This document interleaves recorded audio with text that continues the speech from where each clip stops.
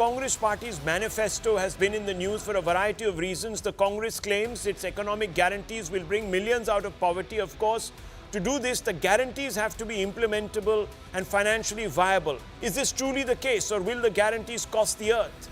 A deep dive by the Hard Facts team suggests that funds will be needed by the bucketfuls to implement the promises made by the Congress in its electoral mission statement. And let me just run you through some of the hard facts, viewers.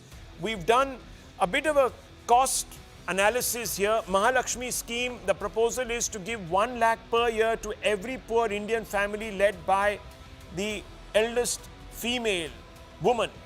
The cost will be 6 lakh crores per year if you set the poverty line at about 20%. If you think that the bottom 20% of India's population, which is the real indigent one, should get this, it'll be 6 lakh crores, more than the national expenditure on PDS and farm subsidies.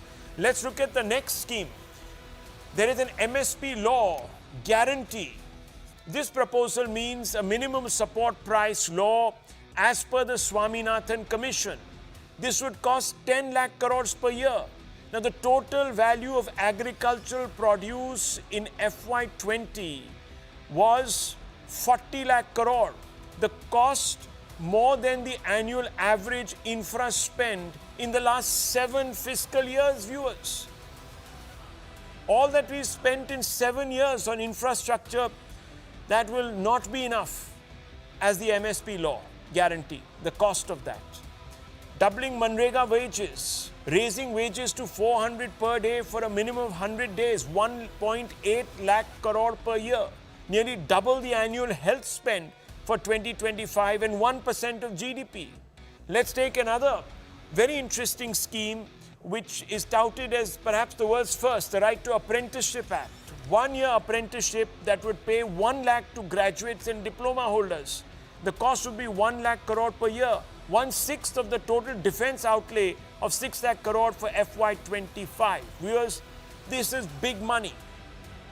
And there are several other schemes that have been woven into this manifesto. We've just picked the top 4, which would obviously be extremely costly. There's also this talk of waiving student loans, which will again cost 1 lakh crores.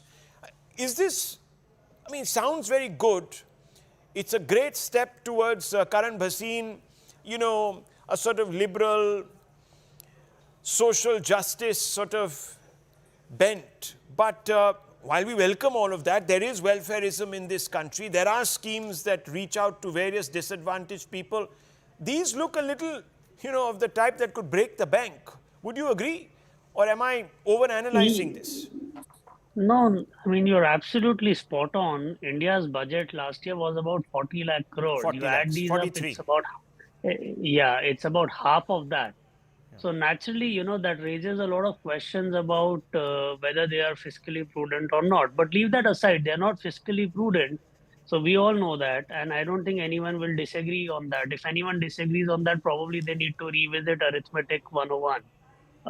But the key question is, if you genuinely believe that these are good policies, why don't you start from a state like Karnataka? You know, you try implementing there and then see how it works. And we already know that some of the promises that were made in the manifesto before the Karnataka elections were rolled out, and it nearly created less of, you know, funds available for infrastructure spending.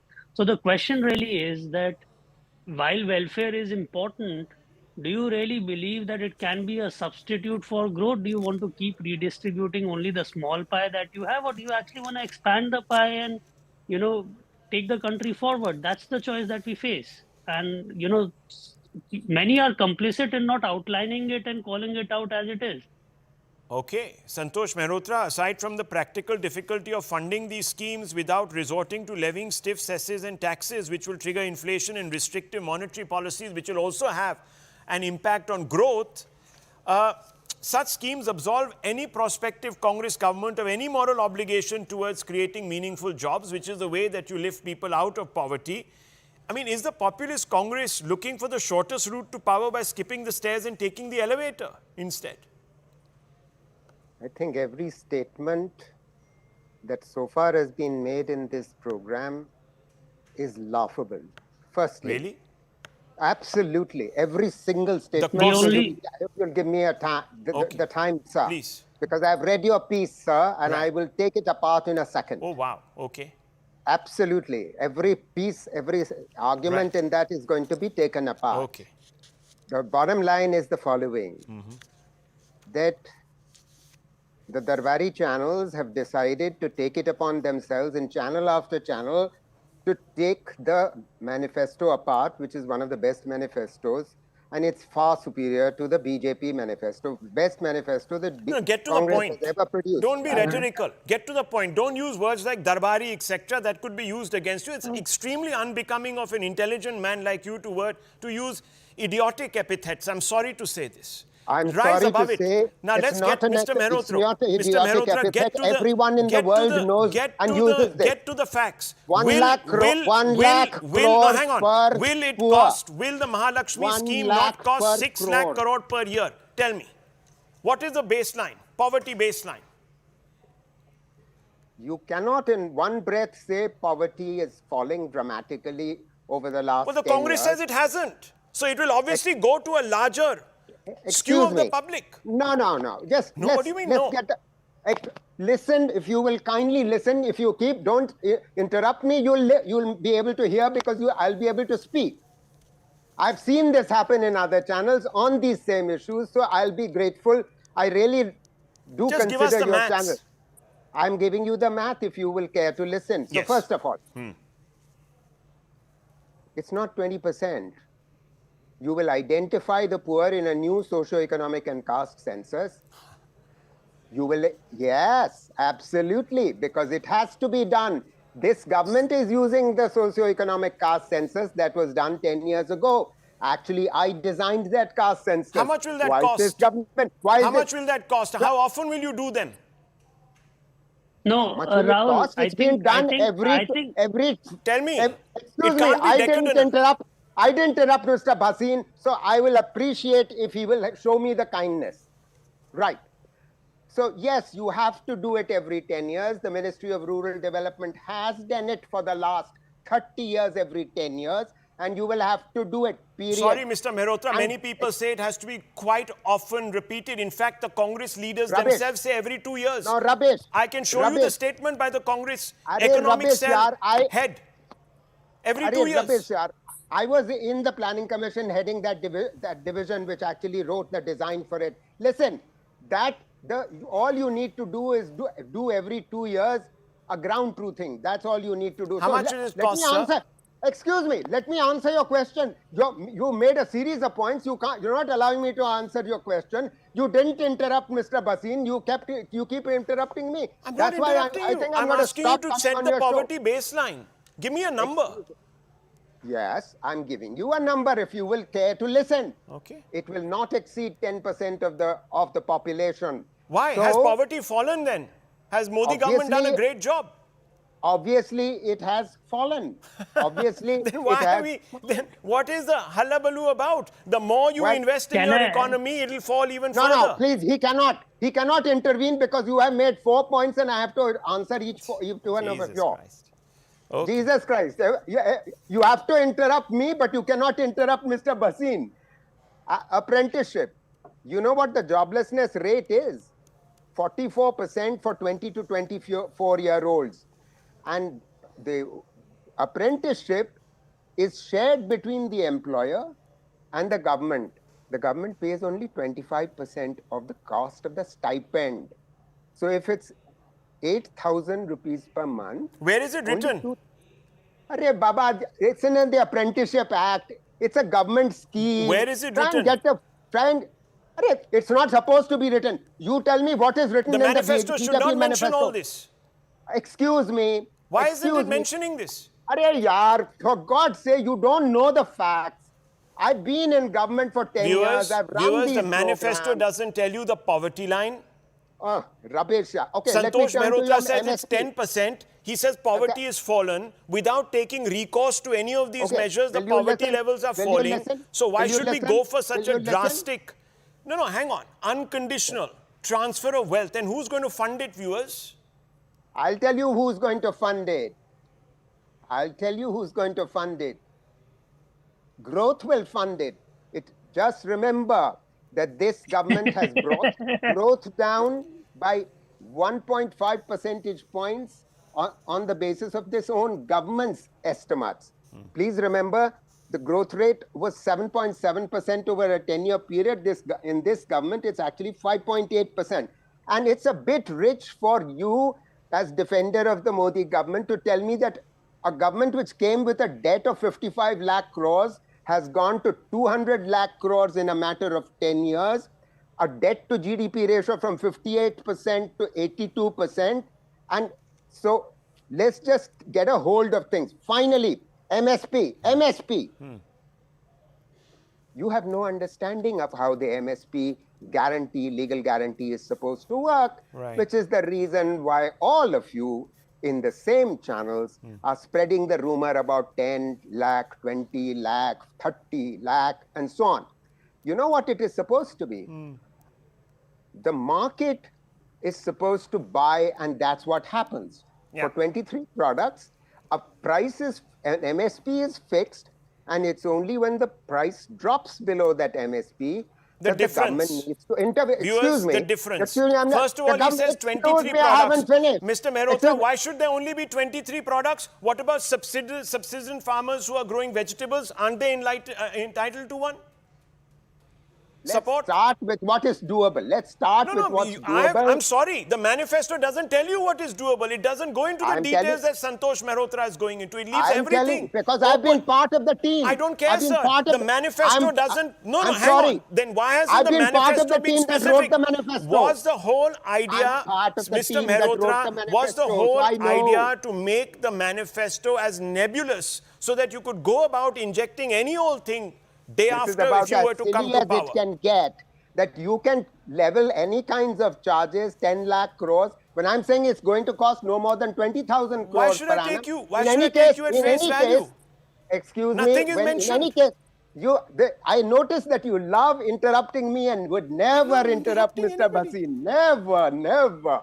And when the government buys a product, when the rice and wheat is bought, what do you think the government does with it? It sells it. It doesn't store it and take it with it. It sells it. What happens when the market is saturated, Mr. Mehrotra? You're buying all of that. You are mandated to buy. You're not buying all of it. You are not buying all of it. Says who? You are buying only when the price drops. My dear Mr. Mehrotra, do you know that the bill on MSP has been going higher and higher and higher every year, and you want more and more and more payout? Why are you, on what basis are you assuming that? Isn't the MSP payout going up every year? No, you are essentially... No, Mr. Mehrotra, answer the question. Is it going up or not going up? You are worried about the fact that millions of young people have downloaded the manifesto. Okay. Ever since the Prime Minister told the rhetoric here. Mr. Mehrotra, let's have another conversation. You please come more prepared. Every year, the MSP payout is going higher and higher. The government is spending more and more. And now we want a law that mandates the payout, viewers. Joining us is Amitabh Kant. He needs no introduction. He holds a weighty economic portfolio in government. Thank you very much for speaking to me, Mr. Kant. Let us just build on this a little bit. There's nothing really wrong with a basic redistributive principle. It's already inherent in government policies such as progressive taxation, in which the rich pay more tax, or subsidies and freebies for the poor, such as free food grains, etc. And there are a panoply of those. But one gets the sense that the Congress manifesto and Rahul Gandhi is taking this to another level. Many say that he's right, as inequity in Indian society has reached an unconscionable level. Do you agree with this? Rahul, I don't agree with it at all, because my view is that, implementing structural reforms, investing in critical infrastructure such as housing, sanitation, water supply, they all demand commitment, they demand hard work and investment. Digitizing the economy, revitalizing aspirational districts, fostering initiatives like Make in India, Startup India, enhancing agriculture productivity are formidable challenges. Yet, they yield tangible outcomes. They drive genuine growth for a long period. They drive development. They drive prosperity for all Indians. They transform the lives of Indian citizens in meaningful ways. Now, conversely, initiatives like wealth distribution, imposing inheritance taxes, are lazy and regressive policy choices. Rather than fueling growth and fostering job creation, they risk dragging India backward. They will stifle innovation, they will kill entrepreneurship, they will impede progress, they will create no real jobs. And this is not the policy for a young, aspirational, progressive, and dynamic India. Well, the Constitution has Article 39A, which talks about the duty of the state, etc. It's, of course, part of the directive principles in distributing social wealth, national wealth, etc. But this article is also now, of course, up for review in the Supreme Court. At least it's being examined. Now, in law, there is an inherent tension focused on ensuring that the right to private property is not undermined in the state's attempt to address the problem of inequality. So where is Rahul Gandhi coming from on this? And is it legally sort of tenable, etc.? So, it's easy to talk about all this distribution and redistribution and inheritance taxes. But important thing is that without growth, welfare policies cannot be sustainably financed. Together with growth comes expanded government revenues and fiscal stability. Expanding fiscal expenditure and redistributing without increases in government revenues will lead to fiscal instability. This will lead to widening of deficits. And, important thing is that, the quality of expenditure also matters. When CapEx is done by government, as this government has done, it will provide multiplier effect. And so does expenditure on health, education. However, if you growth-oriented policies increase incomes, they bring more people into the tax net. This leads to higher tax to GDP ratios. And this allows greater expenditure on welfare-oriented programs. So my view is that this kind of populism, which can have huge damaging impact on the country. Service delivery will get impacted. Growth will get impacted. Sustainably financing government schemes will get impacted. And, a huge, I think we'll eventually end up not creating jobs, and we'll not create wealth creators in India, which is very important. Okay, so let me ask you this, because economic thinkers like Milton Friedman and Friedrich Hayek have argued that redistributive policies can stifle innovation and productivity, something that you've also touched upon. When this is so apparent, why are economists who were with the UPA government in the capacity of finance secretary like Kaushik, Basu, who are also people who have pushed the liberalization agenda, also advocating this sort of conservatism, let's put it that way?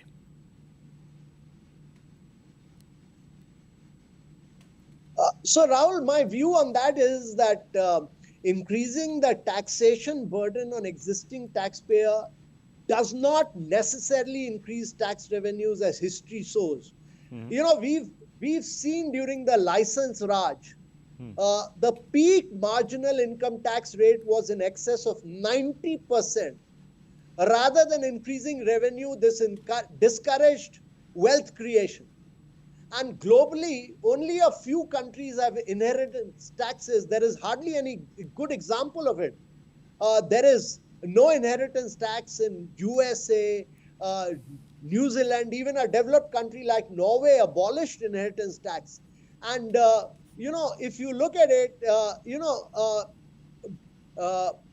if you have to, to my mind, in the grand scheme of things, inheritance taxes do not have the sort of revenue effect envisioned.